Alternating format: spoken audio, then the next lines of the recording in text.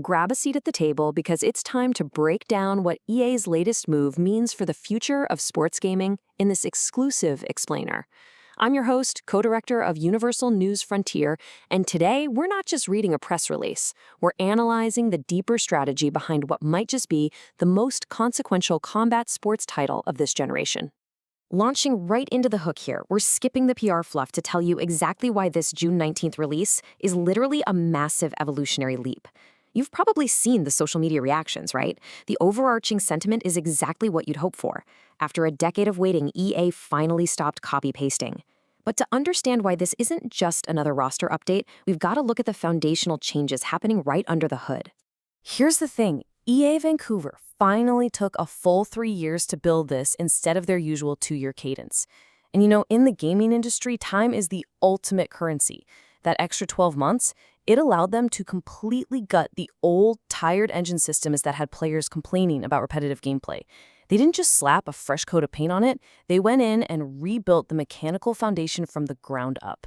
Now this is where it gets really interesting. They've essentially ripped out those canned repetitive knockout animations and replaced them with frostbite-powered ragdoll physics. Think about it. In the older games, when you landed a head kick, the game just triggered a pre-rendered falling animation. But now, through this new real-time contact system, every single collision dynamically calculates your fighter's posture, the exact strike angle, and even your proximity to the cage, all in real time. Every single knockout is going to be a totally unique, unpredictable physical event. To actually pull off those massive, intensive physics calculations, they are completely ditching the older PlayStation 4 and Xbox One consoles entirely. They're exclusively targeting 4K Ultra HD at a rock-solid 60 frames per second on the PS5 and Xbox Series X. Because, honestly, you literally cannot run this level of anatomical realism where the engine is actively tracking skeletal integrity and muscle deformation on impact on hardware from a decade ago. It forces the evolution of the whole franchise. So the absolute game changer here is the introduction of markerless capture. This translates directly to a concept EA is calling fighter individuality. Because they don't need athletes strapping into those bulky motion capture suits anymore, they can extract raw, high-fidelity data straight from actual UFC broadcast footage. This means Alex Pereira's left hook isn't just some generic striking animation with a boosted power stat. It's mapped directly to his actual real-world biomechanics. The exact rhythm, the timing, the weight transfer of his real-life strikes, it's all fundamentally baked into the gameplay now. And for the competitive scene, we absolutely have to talk about connectivity. Let's look at this crossplay feature practically. It instantly solves that incredibly frustrating small player pool issue that notoriously plagues fighting games 6 months after launch. By unifying the Xbox and PlayStation players, it means much faster matchmaking based on geographic proximity rather than what plastic box sits under your TV.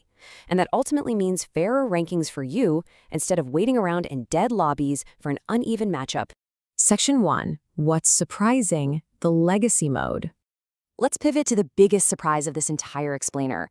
EA completely ditched those basic, sterile menus we're all used to for a gritty, zero-sum life simulator that really zeroes in on the emotional pressure of becoming a pro fighter. It completely flips the narrative structure. You aren't starting your career in some pristine mega gym. You're literally starting out in unsanctioned underground basements, fighting for absolute scraps in the back rooms before you ever even smell the bright lights of a global UFC arena. You got to earn your way to the regional venues, deal with sponsorships, and slowly build your way up to the contender stages. But what really caught my eye here is the granular management system. You are going to be forced into some brutal trade-offs. If you spend your limited camp time building up your social media hype to secure better sponsorships, you might actually leave your fighter physically brittle by fight night, all because of the new wear and tear system. It's this incredibly tense balancing act between self-promotion, skill acquisition, and injury rehab. It's no longer just about fighting. It's about surviving the brutal business of fighting. And hey, for the historians tuning in, there's also the brand new Hall of Legends mode. This isn't just another career path. It's literally a bridge right back to the sport's rich history. It's designed to let you step directly into iconic cage moments and actually try to survive legendary onslaughts yourself.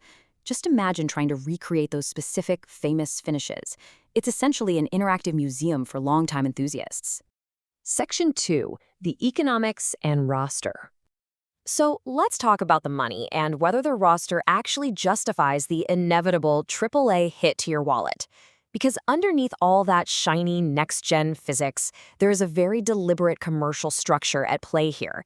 The split between Pereira's $70 standard tier and Max Holloway's $100 ultimate tier is pretty stark. It really boils down to an aggressive early access window, giving you a 7-day head start, and future content promises through the Fighter Pass, which includes 8 legends. They are effectively asking you to pay a premium upfront to secure long-term relevance in the game's ecosystem.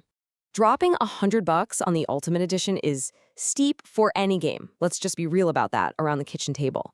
But EA is banking hard on a very specific, very calculated nostalgic hook to make you pull that trigger without a second thought.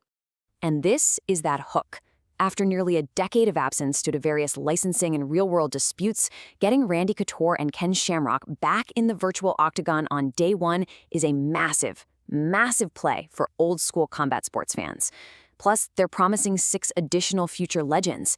It instantly adds this layer of historical legitimacy to the roster that recent iterations have just sorely lacked.